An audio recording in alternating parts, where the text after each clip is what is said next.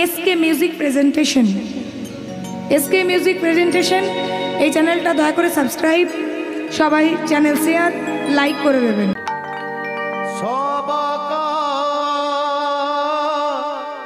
চরণে জানাই যে পুনা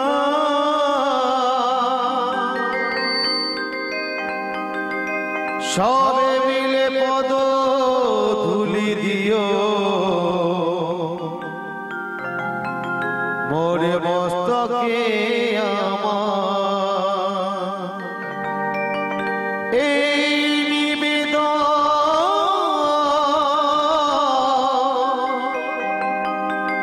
করি আপনাদের শ্রীরাঙা চরণে, করি আপনাদের শ্রীরাঙা চরণে। গুরুচরণ আশ্রয় করি আপনাদের মতো সাধুগুরু বৈষ্ণবীর চরণদুলি মাথায় লয়ে গৌর গোবিন্দের কৃপাকে পাথেয় করি। এই সুন্দর সময় আমরা আস্বাদন করব ভগবানের লীলারস সম্মিত সিন্ধু। তবে তার প্রারম্ভে একটা কথা বলি।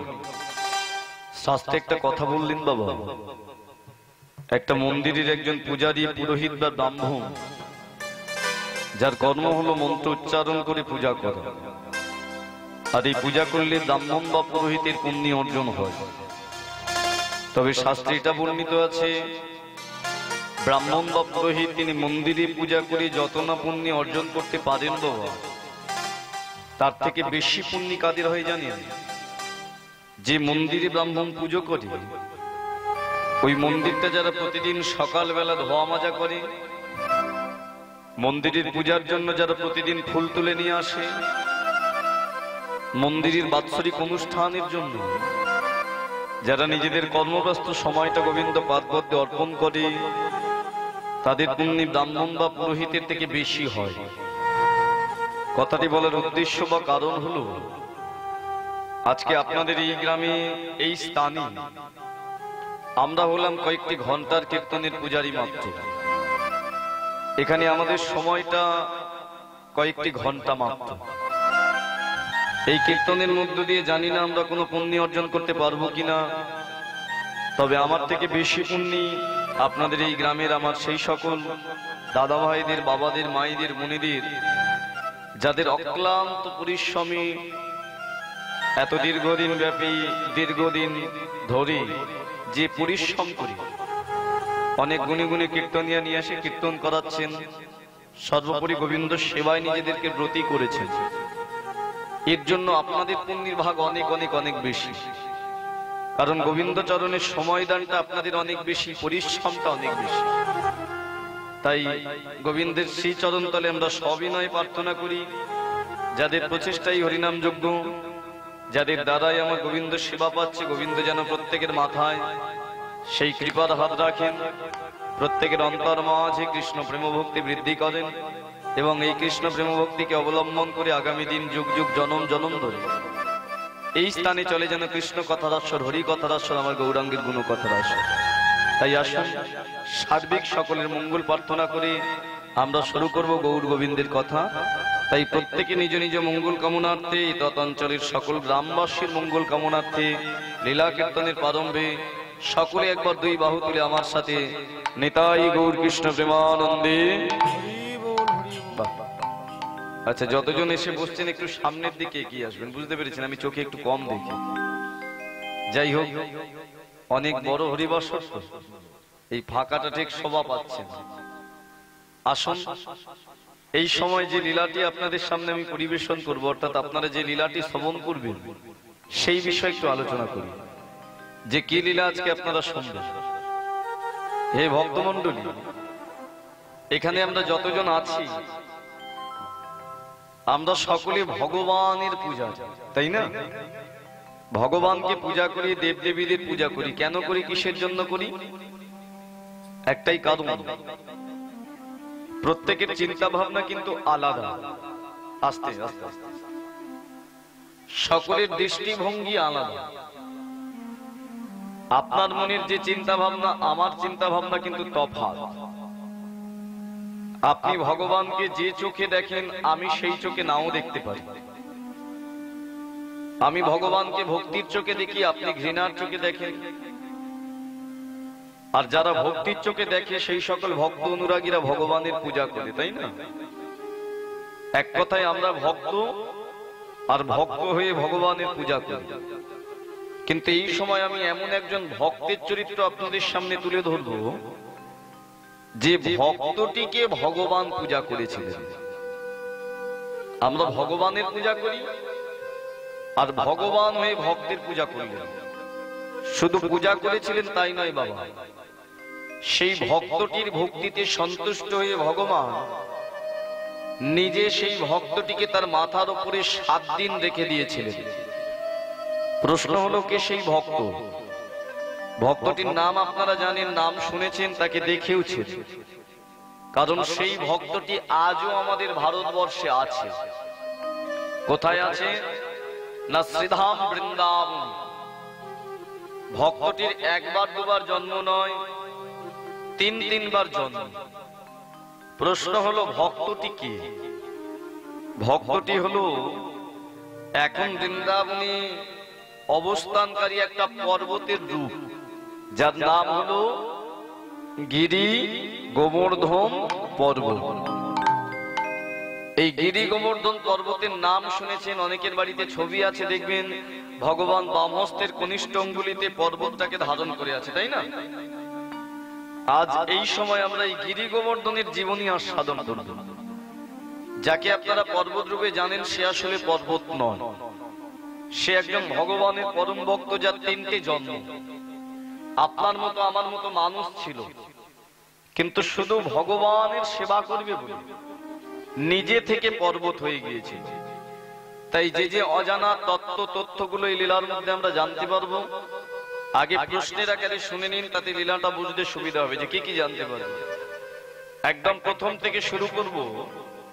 এই গিরি গোবর্ধনের প্রথম জন্ম বা সৃষ্টি কোন যুগে, কোথায় তার সৃষ্টি হয়েছে, কেন তার নাম গোবর্ধন হলো, কার ইচ্ছায় তার সৃষ্টি হয়েছিল, এটা আমরা প্রথম প্রশ্ন রূপে জানব।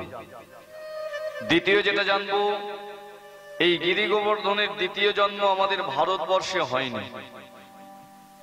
ভগবান তাকে পরীক্ষা করার জন্য বাবা এই ভারতবর্ষের দক্ষিণ দিকে একটি দেশ আছে, যার নাম হলো শ্রীলঙ্কা। সেই শ্রীলঙ্কায় জন্ম দিয়েছিল আপনার মতো আমার মতো মানুষের রূপ দিয়ে। কিন্তু আশ্চর্যের বিষয়, পরীক্ষা করা তো দূরের কথা, ভগবান সেই তার ভক্তিতে সন্তুষ্ট হয়ে বাধ্য হলেন শ্রীলঙ্কা থেকে বৃন্দাবনে নিয়ে আসতে। আর এই শ্রীলঙ্কা থেকে বৃন্দাবনে নিয়ে আসার জন্য একটা মুনির সহযোগিতা নিয়েছিলেন, যে মুনির কাঁধে করে শ্রীলঙ্কা থেকে বৃন্দাবনে এসেছিল গোবর্ধন। তাই দ্বিতীয় প্রশ্নে আমরা যে সকল তথ্যগুলো জানতে পারবো, যেমন আপনি আমি বা আমরা মানুষ রূপ পেয়েছি ভগবানের কৃপায়, কিন্তু এই মানব জন্মের সফলতা আসে কিভাবে, মানব শব্দের অর্থ কি, মানব জন্মের লক্ষ্য কি, সেটাই গোবর্ধন দেখিয়ে গিয়েছিল। এরপরে যেটা জানতে পারবো, এই গোবর্ধনকে একজন অভিশাপ করেছিল, তার দেহ চিরদিনের জন্য ক্ষয়ের শেষ হয়ে যাবে। যে অভিশাপ করেছিল সে ছিল সম্পর্কের রাবণের দাদু। কিন্তু আশ্চর্যের বিষয়, এই গোবর্ধনের ভজন সাধন আজও পর্যন্ত সেই অভিশাপ কাজে লাগতে পারেনি। তাই তার ভজন সাধন কেমন ছিল এটা আমরা জানবো। এরপরে যেটা জানতে পারবো, ভগবান কবে, কেন, কিসের জন্য গিরি গোবর্ধনকে পূজা করেছিলেন, কি কারণ। আপনারা সকলে জানেন, ভগবান যে গিরি গোবর্ধন ধারণ করেছিলেন দেবরাজ ইন্দ্রের অহংকার চূর্ণ করার জন্য। এটা যেমন সত্যি, এটা ছাড়াও আরেকটা অজানা কারণ আছে। যে কারণের জন্য গিরি গোবর্ধনকে তিনি ভগবান ধারণ করেছিলেন কনিষ্ঠ অঙ্গুলিতে, সেই কারণটাও আমরা জানবো। এছাড়া জানবো মহাভারতের কিছু অজানা কাহিনী, তত্ত্ব, নীতিকথা, এবং সর্বোপরি যে ভক্ত সেবা মর্তের মাটিতে, এই ভক্ত সেবার সূচনা কোথা থেকে হয়েছিল সেটাও জানতে পারবো এই লীলা থেকে। আসুন এই সকল তত্ত্ব নিয়ে আজকে এই মধ্যাহ্নকালীন হরিমাসরে যে লীলা আপনারা শুনবেন, লীলার নাম হলো ভক্ত গিরি গোবর্ধনের কৃষ্ণ সাধনা। আসুন এই লীলা শ্রবণ করি। তবে তার আগে যেটা দিয়ে এখন শুরু করবো সেটা হলো গৌরচন্দ্রিকা। আমরা যেমন ভালো কোনো কাজে গেলে বাড়ি থেকে বাড়ির বাবা মা গুরুজনদের প্রণাম করে যাই, লীলা কীর্তনের ক্ষেত্রে একটা নিয়ম আছে। আপনি যে লীলাই শুনুন না কেন, কীর্তনের যিনি বাবা, যিনি কীর্তন সৃষ্টি করে গিয়েছিলেন সচিন নন্দন গৌরহরি বা চৈতন্য মহাপ্রভু, আগে তার কথা শুনতে হয়, তার চরণ বন্দনা করতে হয়। তাই বৈষ্ণব পদাবলীকে সম্মান জানিয়ে বৈষ্ণব কবিদের চরণধুলি মাথায় লইয়ে আসুন আমরা যৎকিঞ্চিৎ গৌরচন্দ্রিকা আস্বাদন করব বৈষ্ণব কবি দাস সদানন্দের একটি পদ দিয়ে। সকলে মিলে একবার প্রেমানন্দে দুই বাহু তুলে নিতাই গৌর কৃষ্ণ প্রেমানন্দে হরি। অখিল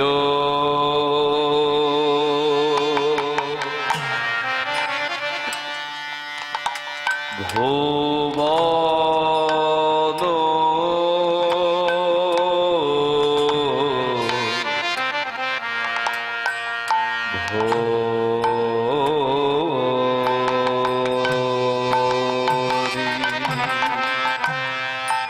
অখিল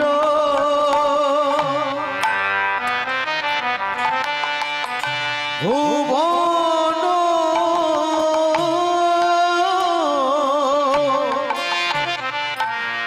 ভরি হরিরস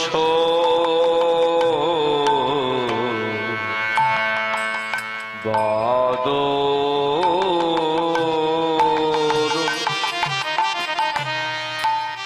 বরিক্ষত চৈতন্য মে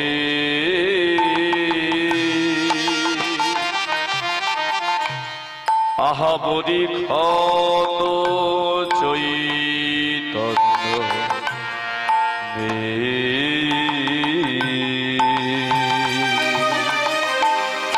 অখিল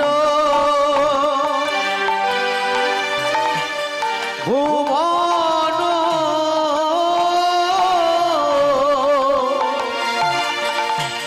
ভরি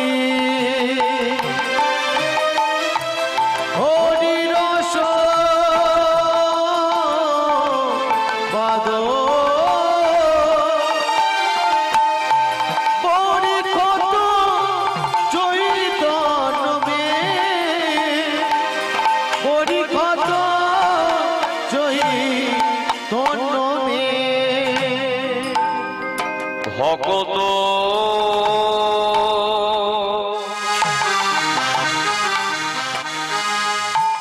চাতক যত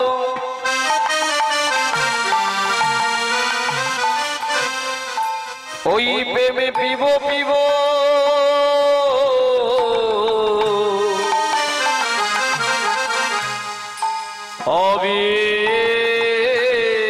অবিরত ভকত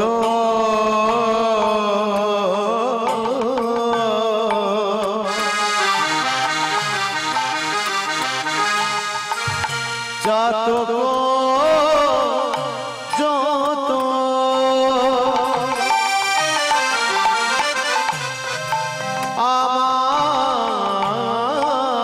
আমার গোরা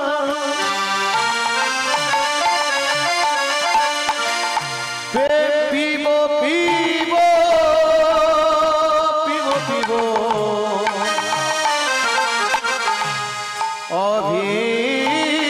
অভিরত এই ভকত চাতক যত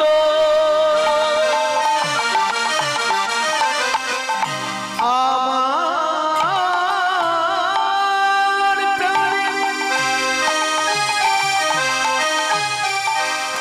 প্রাণের গোড়া গোড়া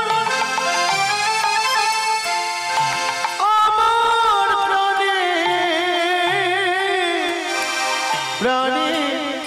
গোড়া ওই না গোড়া প্রেম পাওয়ার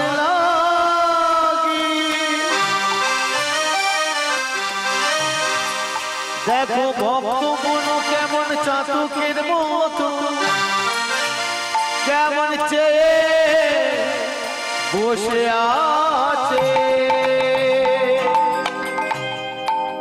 ও যে আমারে আমারে প্রাণের গোরা,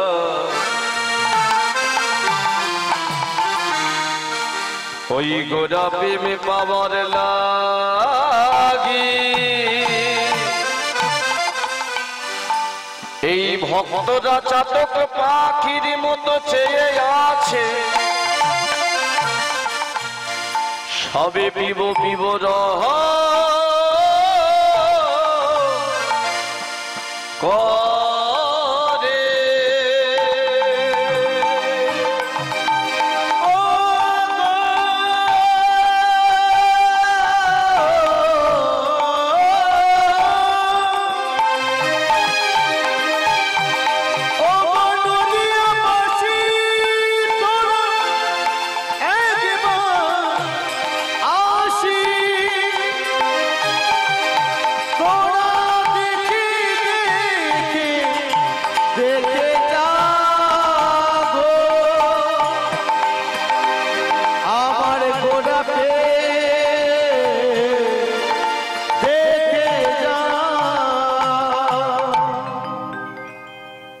হে ভক্তমণ্ডলী,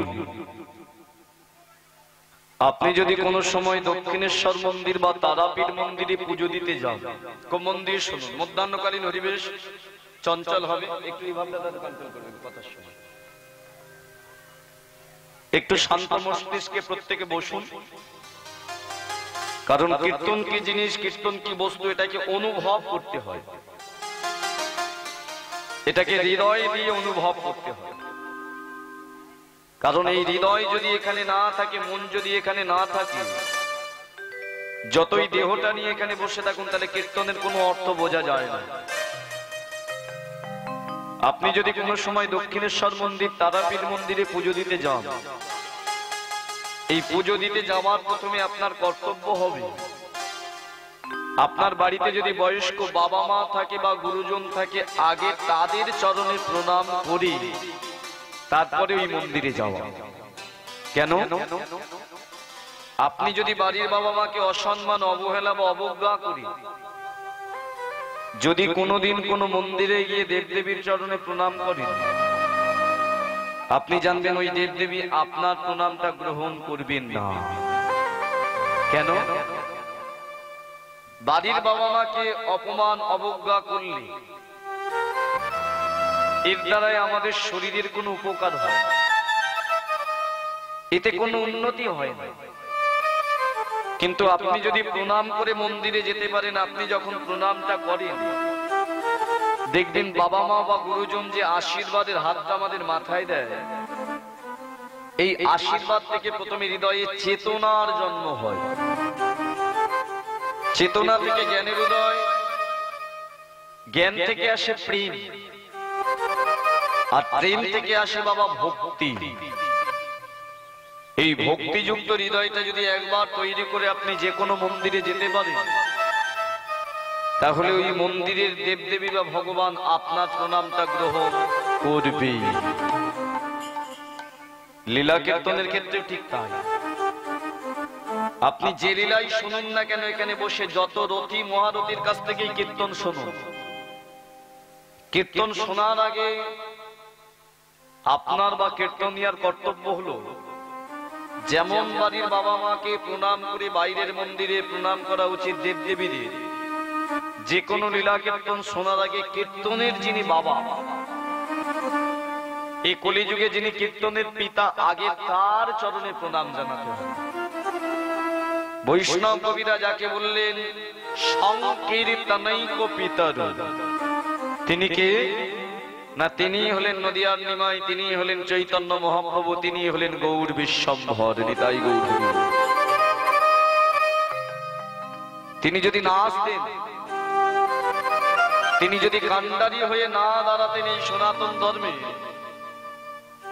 এই কীর্তন তো দূরের কথা, এখানে বসার জায়গা পর্যন্ত আমরা পেতাম না। যে পদাবলীটা দিয়ে আমি কীর্তনটা শুরু করেছি বাবা, বৈষ্ণব কবি দাস সদানন্দের লেখা, খুব মন দিয়ে শুনবেন। দুটো লাইন আমি গেয়েছি, কি গাইলাম? অখিল ভুবন ভরি হরি রস বাদ বরি ক্ষত চৈতন্য মেঘ।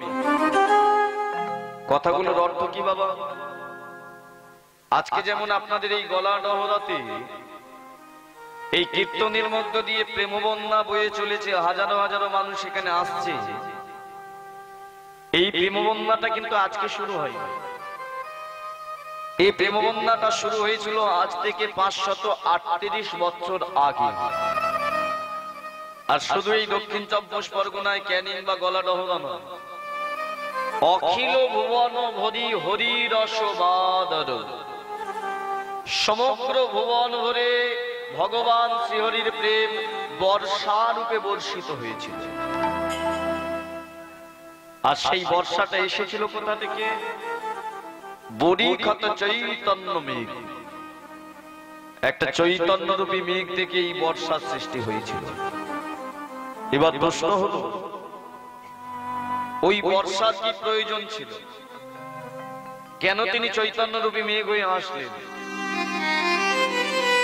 ভক্ত চাতক যত পিব পিব অবিরত, ওই প্রেমের জল পান করার জন্য চাতক পাখির মতো ভক্তরা হাহাকার করতে লাগলো। কিসের জন্য? কারণটা কি?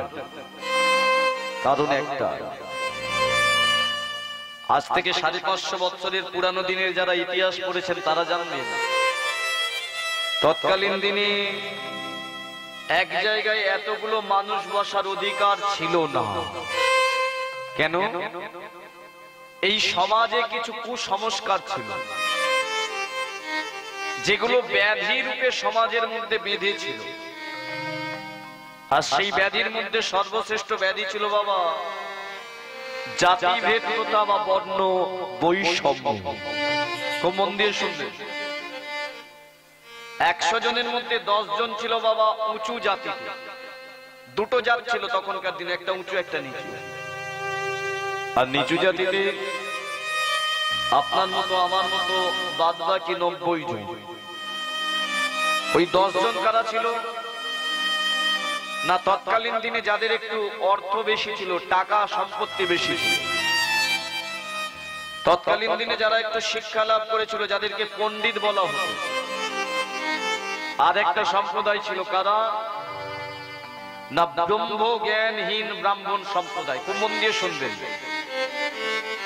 আমি সকল ব্রাহ্মণের কথা বলছি না, ব্রহ্ম জ্ঞানহীন ব্রাহ্মণ।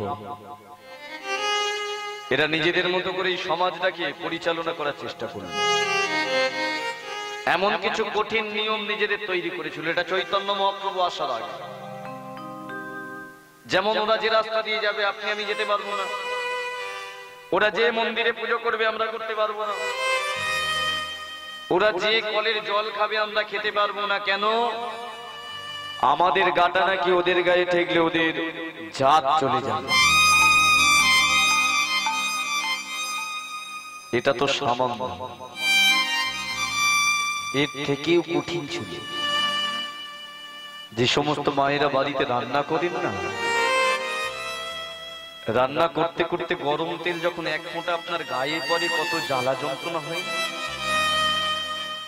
এমন একটা দিন পেরিয়ে এসেছে যখন আপনাদের মতো মায়েদের স্বামী যদি আপনার আগে মারা যেত, আপনি যদি নিচু জাতের হতেন, আপনার ওই সম্পত্তিটাকে দখল করার জন্য উঁচু জাতির মানুষগুলো আপনার স্বামীর দেহটাকে শ্মশানে দাহ করত। আর এই দাহ করতে গিয়ে সম্পত্তির লোভে আপনাকে জীবন্ত অবস্থায় হাতে পায়ে দড়ি মেরে ওই জ্বলন্ত আগুনের মধ্যে ওরা ছুঁড়ে ফেলে দিত। প্রথাটার নাম দিয়েছিল সতী দাহ প্রথা। জ্বলন্ত আগুনে যখন আপনার জীবন্ত প্রাণটা পুড়তো না, ছটফট করতেন যন্ত্রণা, চিৎকার করে বলতেন কেউ কি নেই, আমাকে একটু বাঁচাও। কিন্তু নির্মম নিষ্ঠুর ওই সমাজপতির দলগুলো আপনার আর্তনাদ যাতে না কেউ শুনতে পায়, ঢাক ঢোল কাশি বাঁশি সকল কিছু বাজিয়ে সুন্দর দেহটাকে ওরা ছাই করে দিল। যন্ত্রণা নিয়ে পুড়তে পুড়তে পুড়তে পুড়তে চলে গেলেন। কিন্তু 3 গুণ যন্ত্রণা আপনার থেকে একজন বেশি ভোগ করল। কে? যার বাড়িতে রয়ে গেল একটা ছোট্ট ছেলে, যে ছেলেটা চোখের সামনে তার বাবাকে পুড়তে দেখল, যে ছেলেটা অসহায় ভাবে তার মাকে পুড়তে দেখল। শ্মশানের মধ্যে ছেলেটি অনেক চেষ্টা করেছিল তার মাকে বাঁচানোর, কিন্তু পারেনি। ও নিচু জাতের ছেলে, ওকে শ্মশান থেকে ছুঁড়ে ফেলে দেওয়া হলো। অসহায় ভাবে ছেলেটি কাঁদতে কাঁদতে কাঁদতে কাঁদতে কখন শ্মশানে ঘুমিয়ে পড়ত। কিন্তু ঘুমটা যখন ভাঙতো তখন দেখতো তার চোখের সামনে কেউ নেই, শুধু অদূরে পড়ে আছে তার মার বাবার ওই পুরানো ছাইটা, যার মধ্যে গিয়ে আছাড়কে পড়ে ডাকতো মা।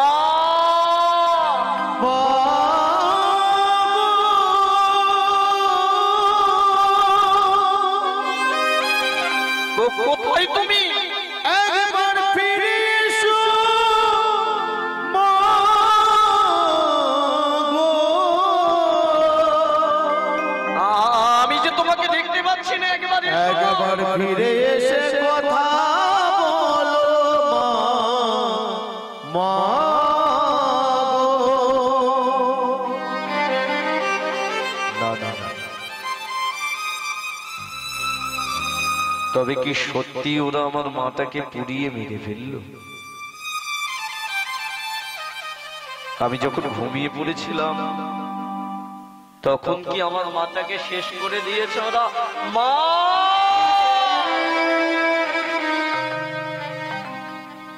চলে গেলে, কিন্তু কোন একটা দিন তো তুমি আমাকে কোলের কাছে ঘুমানোর সময় বলেছিলে না, তোমাকে সৃষ্টি করেছে ভগবান, আমাকে সৃষ্টি করেছে ভগবান। বলো না, ভগবান যদি তোমার সৃষ্টিকর্তা হয়, ভগবান যদি আমার সৃষ্টিকর্তা হয়, তাহলে ভগবান কেন তোমাকে রক্ষা করতে পারলো না? বলো না, কেমন ভগবান সে? বলো না, তোমার ওই ভগবানকে একটু বলো না। আমরা যে এই সমাজে একটু বাঁচতে চাই, এই সমাজে একটু যে থাকতে চাই, বলো না কোথায় কোথায় তোমার ভগবান?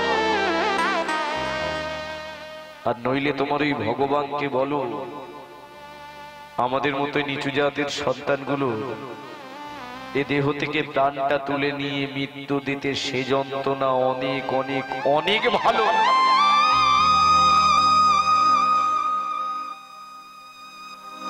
এই যে শত শত তৎকালীন দিনে পিতৃমাতৃ হারা সন্তানের আর্তনাদ, তাদের নয়নের জল, আর সেই সময় এই বাংলার মাটিতে আবির্ভূত হয়েছিল কিছু ভক্ত সমাজের, যারা চৈতন্য মহাপ্রভুর আগে চলেছে। যেমন 52 বছর আগে এসেছিলেন অদ্বৈত আচার্য, 12 বছর আগে নিত্যানন্দ, গদাধর, শ্রীবাস পণ্ডিত। চোখের সামনে যারা এই সনাতন ধর্মটাকে শেষ হতে যেতে দেখেছে, এই মানুষগুলো চেয়েছিল এই সমাজকে কেউ রক্ষা করুক। মাঘ মাসের কোন একটা কনকনে ঠান্ডার দিনে গভীর রাত্রিবেলা সুরধনী গঙ্গার তীরে বসেছিলেন অদ্বৈত আচার্য। এই মতো সময় পাশে এসে বসলেন আর একজন, নাম তার শুক্লাম্বর গোস্বামী। আচার্যদেবের কাছে এসে বলে উঠল, আচার্যদেব, তবে কি সব শেষ হয়ে যাবে? সনাতন ধর্মটা তো কঙ্কালে পরিণত হয়েছে, চোখের সামনে দেখতে পাচ্ছি। এই ধর্মের রক্ত আর মাংসগুলোকে ওই সমাজপতির দলগুলো চুষে চুষে খাচ্ছে। হাজারো হাজারো মানুষ এই ধর্ম থেকে চলে যাচ্ছে। আচ্ছা, তবে কি সনাতন ধর্ম বলে কিছু থাকবে না? আপনি তো নিজে আমাদেরকে শুনিয়েছেন, যুগে যুগে যখন নাকি গ্লানি হয় ধর্মে, অত্যাচার হয়, তখন নাকি আমার প্রভু আসে। তবে কোথায়? আপনি কি আপনার প্রভুকে নামিয়ে নিয়ে আসতে পারছেন না? এই আচার্য দেবার অন্য কেউ নয় বাবা, মহাবিষ্ণু এবং ভোলানাথের এক অংশ রূপে এসেছে। আচার্যদেব সেদিন বলেছিল শুক্লাম্বর দেখতে তো সবই পাচ্ছে। আমি তো প্রতিদিন আরাধনা করছি। আমি তো চাই সে আসুক, শক্ত হাতে সনাতন ধর্মটাকে ধারণ করুন। তবে শোনো সনাতন, শোনো শুক্লাম্বর, আমি তোমায় কথা দিচ্ছি, আগামী কালের মধ্যে আমি তোমাকে বলে দেব এই কলিযুগে আমার প্রভু আসবে কি না আসবে। তাহলে দেখে যেতে পারবো আমার প্রভুর চরণটাকে দেখে যেতে পারবো। আমি আগামী কালই বলে দেব, যে আচার্যদেব প্রতিটা দিন দুটো করে তুলসী পাতা, তিল আর চন্দন নিয়ে সুরধনী গঙ্গার জলে বিসর্জন দিত, আমার প্রভুকে আহ্বান জানানোর জন্য যে ভক্তি জগতের পিপাসিত চাতক পাক ছিল, আজও রাত্রিবেলা চলে গেল সুরধনী গঙ্গার তীরে। নদিয়ার মাটিতে সবাই যখন ঘুমিয়ে পড়েছে, এই মানুষটি দুটো তুলসী পাতা তুলেছিল, কিন্তু পাতা দুটোই আজকে চন্দন লাগাই, পাতা দুটোতে আর তিলও দিল। ওই শুধু পাতা দুটো নিয়ে গিয়ে সুরধনী গঙ্গার জলে এক গোলা জলে নামলে, হাত দুটো জড়ো করে ঊর্ধ্ব পানে তাকিয়ে বলে উঠল, মাধব তুমি কি দেখতে পাচ্ছ এই সনাতন ধর্মের অবক্ষয় কি তোমার চোখে দর্শিত হচ্ছে না? কি অত্যাচার, কি অনাচার, কি ব্যভিচার! এই ধর্ম যে শেষের পথে। আমার জন্য বলছি না, আমি তো বলছি ওই মানুষগুলোর জন্য। এসো না প্রভু ধরনের মাটিতে, তোমার যে প্রয়োজন তুমি এসো। শোনো গোলকপতি শিব, আমি জানি তুমি ভক্তের ডাকে সাড়া দাও। আজ আমি এই সুরধনী গঙ্গার তীরে দাঁড়িয়ে প্রতিজ্ঞা করছি, আমার নিবেদন যদি তুমি না গ্রহণ করো, তাহলে আমি এই সুরধনী গঙ্গার জলে আমার এই নিজের জীবনটাকে বিসর্জন দেব। সেই দিন দুটো তুলসী পাতাকে নিয়ে নয়নের সামনে ধরে নয়নের জল দিয়ে ধৌত করি সুরধনী গঙ্গার জলে দিয়েছিলেন প্রেমের অঞ্জলি। প্রভু, এটাই বুঝি আমার জীবনের শেষ অঞ্জলি, তুমি গ্রহণ করো, আর কিছু আমি চাই। হে ভক্তমন্ডলী, যেই ওই দুই তুলসী পাতা দিয়েছে, আশ্চর্যের বিষয় লক্ষ্য করা গেল, যে তুলসী পাতা প্রতিদিন ভেসে ভেসে যায় সতীর দিকে, সেদিন ওই দুই তুলসী পাতা ভেসে যায়নি, স্থির হয়েছিল। ব্রহ্ম মুহূর্ত ভোরের বেলা ওই পাতা দুটো সতীর বিপরীত দিকে চলতে লাগলো। অদ্ভুত ভাবে লক্ষ্য করলেন আচার্য, পাতা দুটো আজ ওদিকে যাচ্ছে, তার মানে আমার প্রভুকে নিবেদন গ্রহণ করবে। চিৎকার করে ডাকলো, নদেবাসী, আর তোরা ঘুমাই থাকিস না, আয় বেরিয়ে আয়, আমি বলছি আমার প্রভু আসবে। সকলে যখন আসলো বাবা, ওই সুরধনী গঙ্গার তীর ধরে পাতা দুটো ভেসে ভেসে যাচ্ছে। আচার্য দেব তার সাথে যেতে যেতে সকলকে বলে উঠল, আমার প্রভুকে আহ্বান জানানোর জন্য তোমরা সকলে মিলে আমার সাথে প্রেমানন্দে গাইতে থাকো।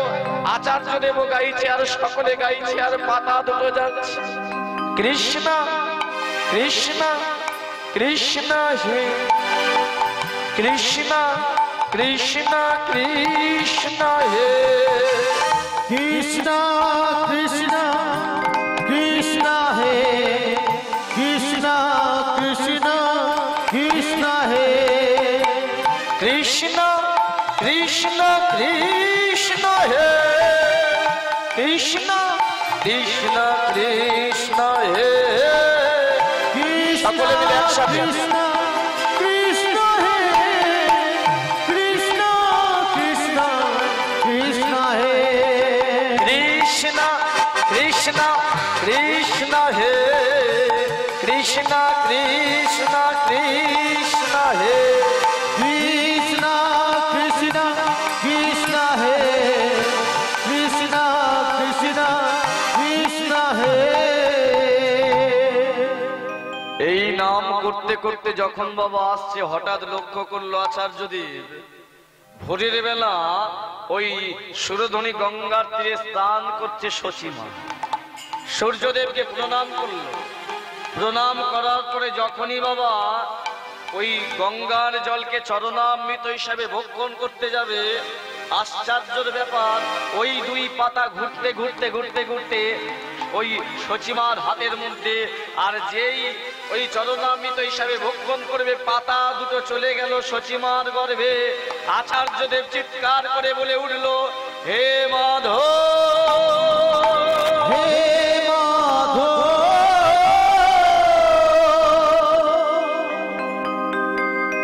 তুমি তো করুণা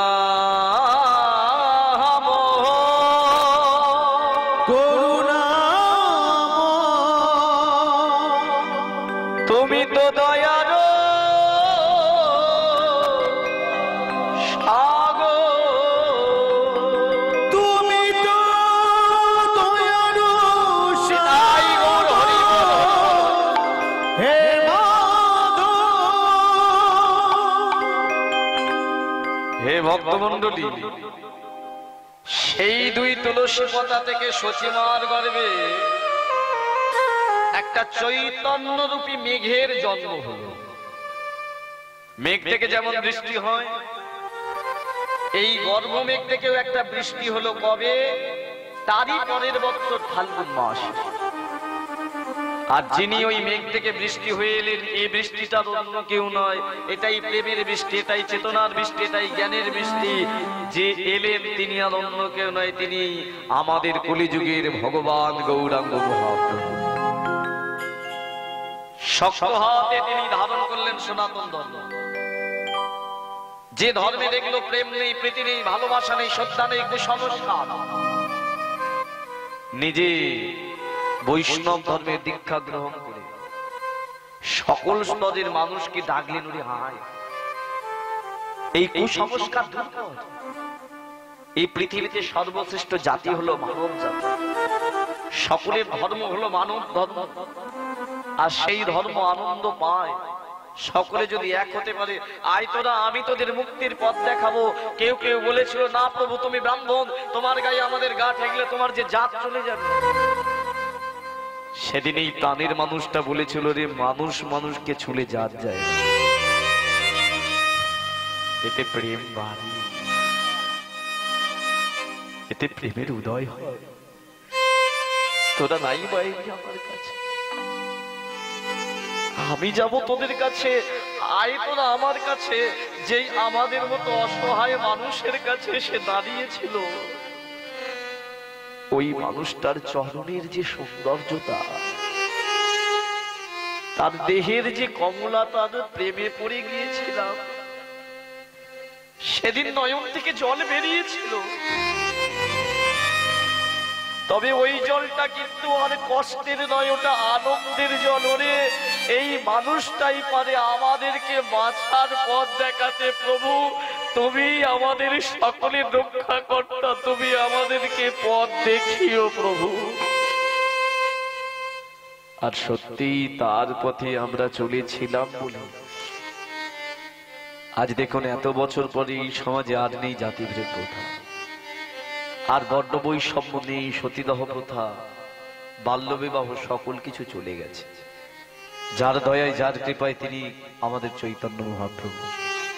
আপনারা বইয়ের মধ্যে পড়েছেন রামমোহন রায় বিদ্যাসাগর আইনের দ্বারা সতীদাহ বাল্যবিবাহ রদ করেছিল, ঠিক, কিন্তু কাকে দেখে জানেন? এই সনাতন ধর্মে যিনি প্রথম এই সনাতন ধর্মকে রক্ষা করার প্রতিজ্ঞায় নেমেছিলেন, যিনি প্রাণ প্রতিষ্ঠা করেছিলেন নবরূপে, তিনিই তো চৈতন্য মহাপ্রভু, তিনিই তো নদিয়ার নিময়, তিনিই তো গৌর বিশ্বম্ভর। তাই যে কোনো লীলা কীর্তন শোনার আগে আগে তার চরণ স্মরণ করতে হয়, তার কথা জানতে হয়, তাকে চিনতে হয়, নইলে কীর্তন শোনার কোনো সার্থকতা থাকে না। তার জন্যই গৌরচন্দ্রিকা বা গৌরচন্দ্র। আমরা যে পদাবলী শুরু করেছি তার পরের লাইনটা কি গাইলেন বৈষ্ণব কবি? কবে এলেন প্রেম বর্ষা রূপে, ফাল্গুনী পূর্ণিমা তিথি,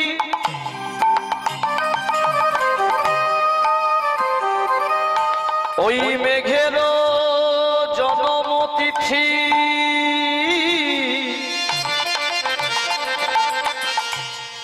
সেই মেঘে হলো বরিশান,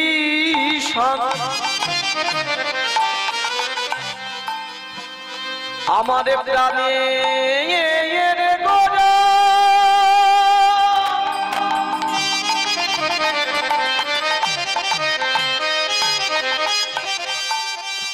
যিনি বড় বড় দয়াবান, যিনি বড় দয়া করে কৃপা করে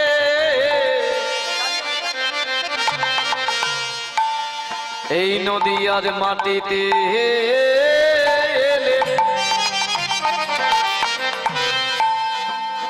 তাই বলে এমন দয়া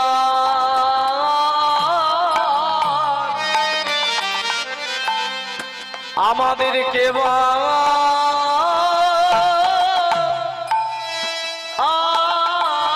আছে, এমন দয়া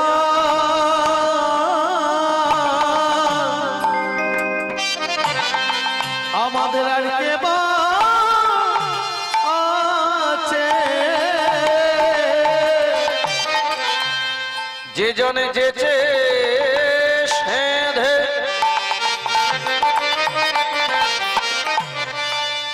হরি নাম দিয়ে গেলে বলে এমন দয়া আর কে ভয় আছে, ওই না যেচে সেদে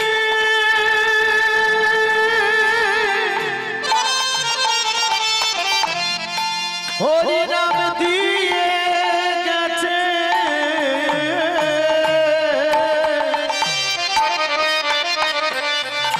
ওই নয় এমন দয়া আর কে বা আছে, যে জনে কৃষ্ণ বলে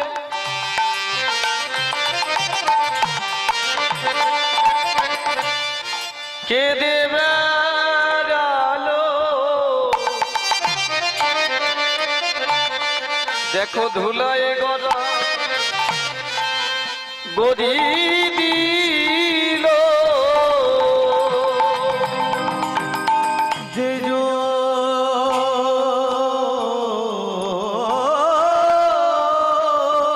নেতাই গৌর হরি বল হরি বল হরি বল, যে জন কৃষ্ণ বলে কেঁদে মেরলে,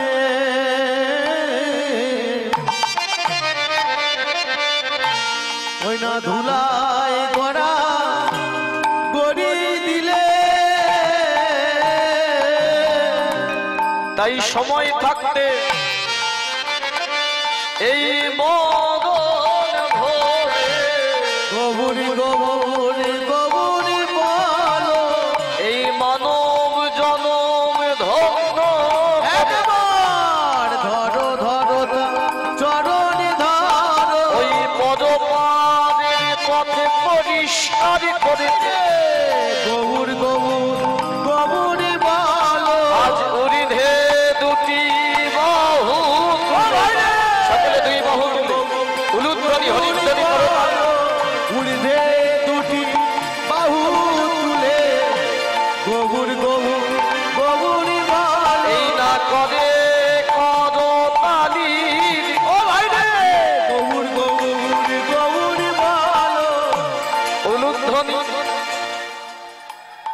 আরেকটু জোরে হবে হরিধ্বনি নিতাই গৌর হরি বল করি সকলে গৌর গৌর গৌর বলো না পদ পানের পথে পরিষ্কার একবার গৌর গৌর গৌর বলো আইরে তোরা নিবি আইরে হরি হরি গৌর গৌর গৌর বলো এমন জনমি আরে পাওয়ার মানব জনমারে হবার নয় বলে আইরে তোরা প্রেমে নিবি মুখে গৌর গৌর গৌর বলে আইরে তোরা প্রেমকে নিবি গৌর গৌর হয় না আইরে তোরা নিতাই গৌর হরি বল গৌর গৌর গৌর বলে আইরে তোরা প্রেমকে নিবি গৌর গৌর গৌর বলে গৌর গৌর গৌর বলে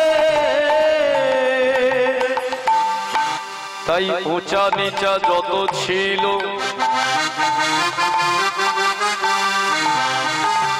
সবই প্রেম জলে ভেসে গেল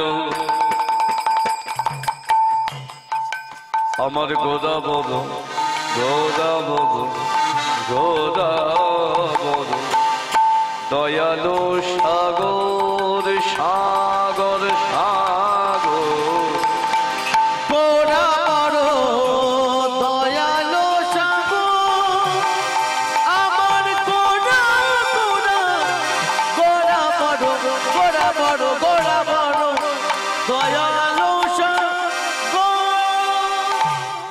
প্রেম সে বলিয়ে গৌরাঙ্গ সুন্দর जीव की दयाल निताई चाँद की नवद्वीप धाम की हरिनाम संकीर्तन की भक्त वृंद की निताई गौर कृष्ण प्रेमानंदे তাহলে এতক্ষণ ধরে যেটা শুনলাম এটা হলো গৌর চন্দ্রিকা বা গৌর চরণ স্মরণ করা। এটুকু শুধু জেনে রাখবেন আপনারা যারা এখানে জ্ঞানীগুণী বসে আছেন, যদি কোনো কীর্তনিয়া যে কোনো লীলা পরিবেশনের প্রথমে গৌর চরণ স্মরণ না করে তাহলে কীর্তনিয়ারও অপরাধ হয়, আর যারা শোনে তাদের শোনাটা সার্থকতা হয় না। কারণ একটু উলুধ্বনি হোক, একটু আস্তে বলুন। হ্যাঁ, তিলকশোনা করা আছে।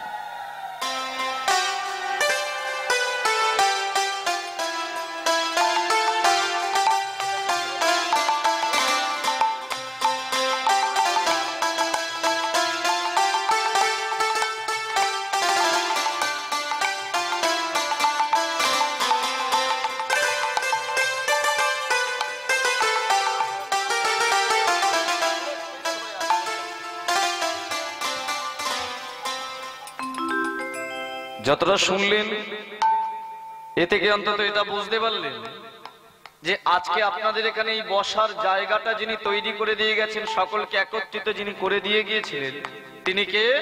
কমিটি। কমিটি। হ্যাঁ, কমিটি না করলে এত চট তুলছে তো বসার জন্য। কমিটির লোক করেছে তো। চৈতন্য মহাপ্রভু যার আদর্শে অনুপ্রাণিত হয়ে আজকের যুগের সনাতনী ভাইগুলো একত্রিত করার ব্যবস্থা করেছে। তাই যিনি প্রাণের ভগবান তিনি হলেন গৌরাঙ্গ মহাপ্রভু। তাই সবার আগে তার চরণ স্মরণ করা আমাদের কর্তব্য।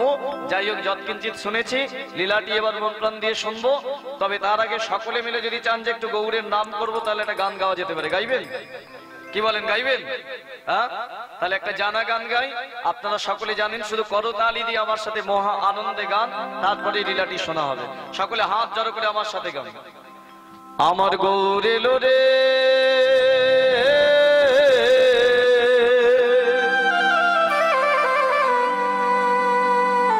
এই সোনার নদিয়া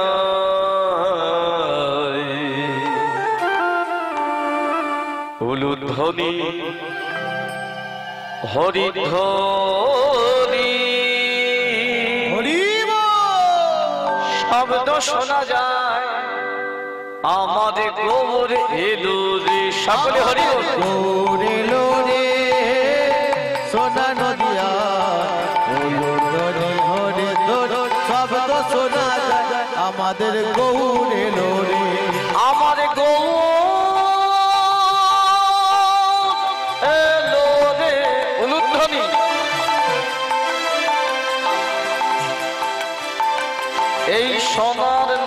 নদিয়ায় হলুদ ধ্বনি হদির ধ্বনি শব্দ শোনা যায় আমার গৌর এলো রে আমাদের গৌর এলো রে ওই না সোনার নদিয়া হলুদ ধ্বনি হরে ধ্বনি শব্দ শোনা যায় আমাদের গৌর এলো রে গৌর এলো রে সঙ্গে নিতাই এলো রে সকলে গান গৌর এলো রে সঙ্গে নিতাই এলো রে গৌর এলো রে সঙ্গে নিতাই এলো রে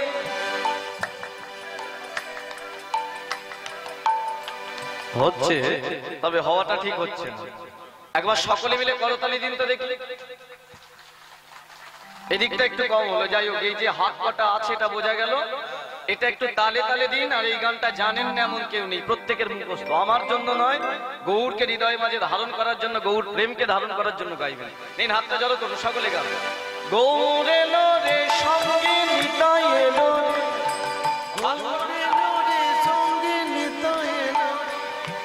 গৌর এলো রে সঙ্গে নিতাই এলো রে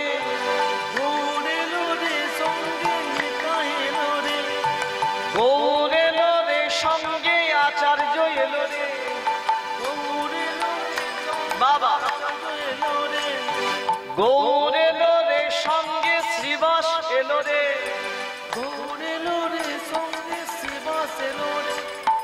গৌর এলো রে সঙ্গে গদাধর এলো রে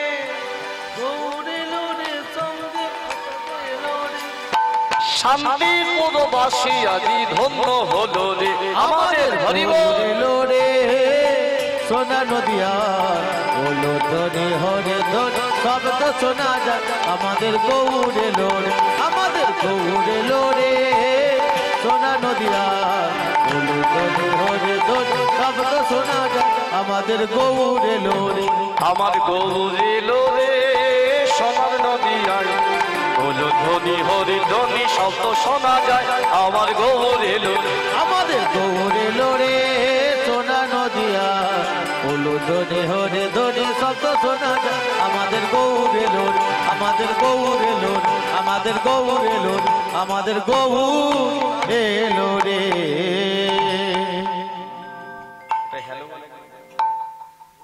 জয় নিতাই জয় রাধে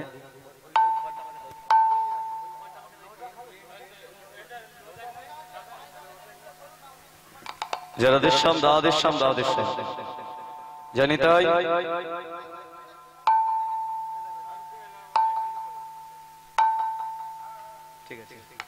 আসুন আমরা যৎকিঞ্চিত গৌরচন্দ্রিকা সাধন করলাম গৌর প্রেম ধারণ করলাম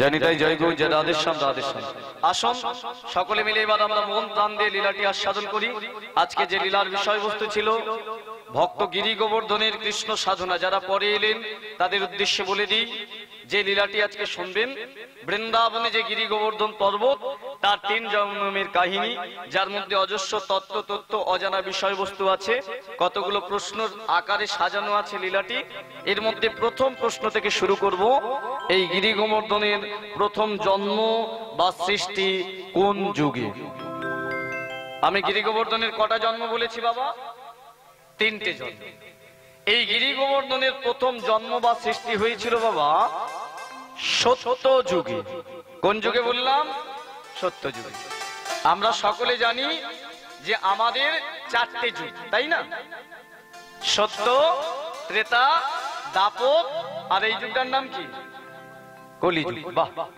আচ্ছা আপনাদের যদি আমি প্রশ্ন করি যে যুগে আমরা আছি কলিযুগ এর আগের যুগগুলোকে কেউ দেখেছেন হ্যাঁ কেউ তো দেখেনি তাহলে জানলেন কি করে যে আমাদের 4টে যুগ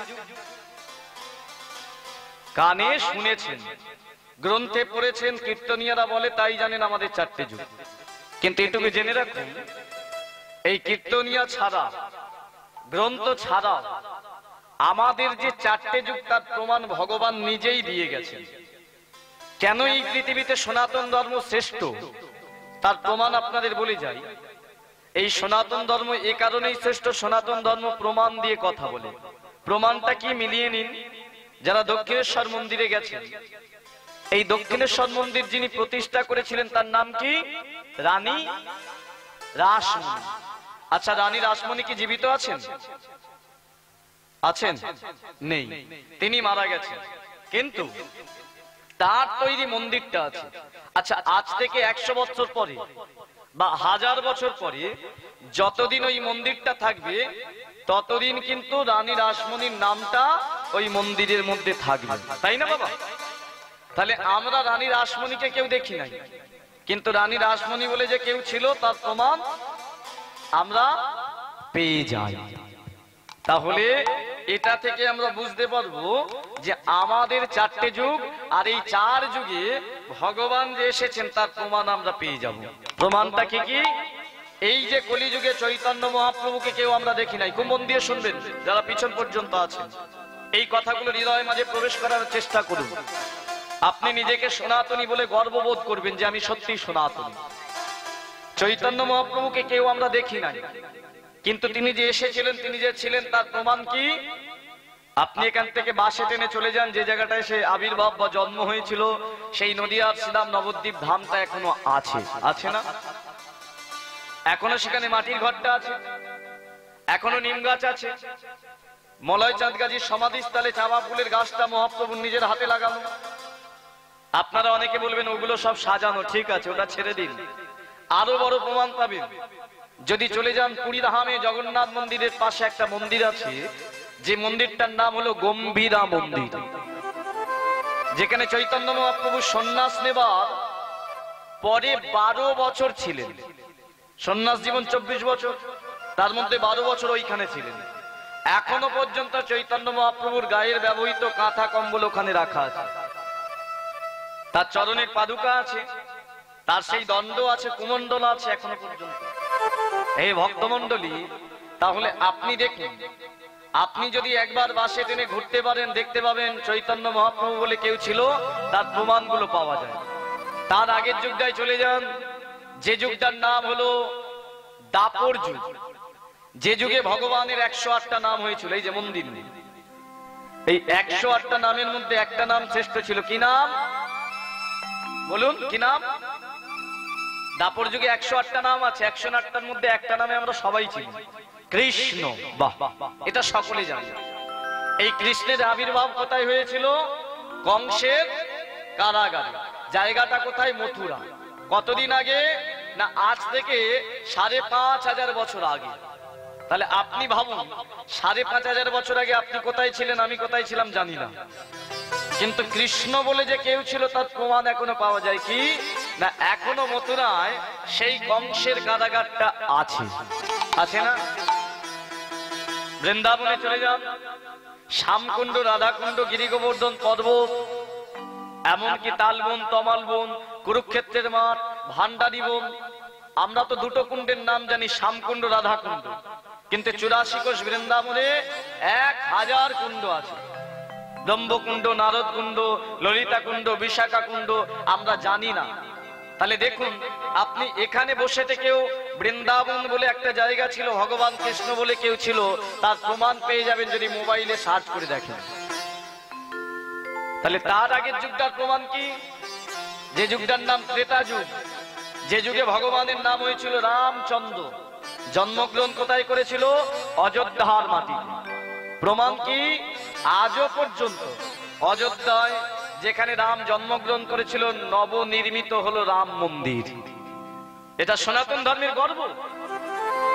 আরো বড় প্রমাণ পাবেন আমাদের পাশের রাজ্য বিহারে চলে যান, মৈথিলি বলে একটা জায়গা আছে, যেখানে জনক রাজা সীতাকে হলকর্ষণে পেয়েছিল। সেই জনক রাজার রাজবাড়িতে এখনো আছে। এমনকি সীতা মা যে ঘরটায় বসে সাজলেন সেটারও প্রমাণ আমরা পেয়ে যাব। কিন্তু এত ভাবার সময় নেই, চিন্তা করার আমাদের সময় নেই। আমরা অকথা কুকথা শুনতে বা মোবাইলে দেখতে ব্যস্ত। কিন্তু বাবা, একটা জিনিসের প্রমাণ আপনারা পান না, একটা যুগের প্রমাণ পান না। কোন যুগের? না সত্য যুগে। আপনি দাপর যুগে, কলি যুগে, ত্রেতা যুগে বাসে টেনে ভগবানের জন্মস্থান, লীলাস্থান দেখতে পাবেন, কিন্তু সত্য যুগে ভগবান কোথায় লীলা করেন কেউ দেখতে আমরা পাই না। কেন পাই না? কিসের জন্য? একটাই কারণ বাবা। কারণটা কি?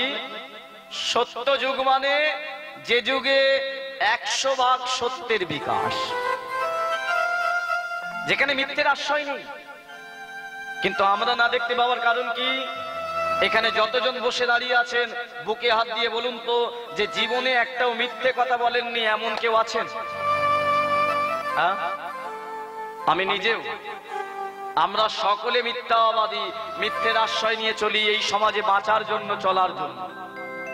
আর এই মিথ্যে কথা বলার জন্য সত্য যুগটা ভগবান আমাদের দর্শনে রাখেননি। তবে হ্যাঁ, মুনি ঋষিদের দ্বারা আঁকা একটা ছবি আমরা সত্য যুগের পাই। কি? একটা বড় পদ্ম ফুলের মধ্যে ভগবান মাথায় হাত দিয়ে শুয়ে আছে, আর চরণ তলে বসে আছেন লক্ষ্মী স্বরূপিণী রাধা রানী, তাই না? এই হলো সত্য যুগের ছবি। আসুন এখান থেকে লীলাটা শুরু হোক। গিরি গোবর্ধন কোথায় কিভাবে সৃষ্টি হলো? সত্য যুগে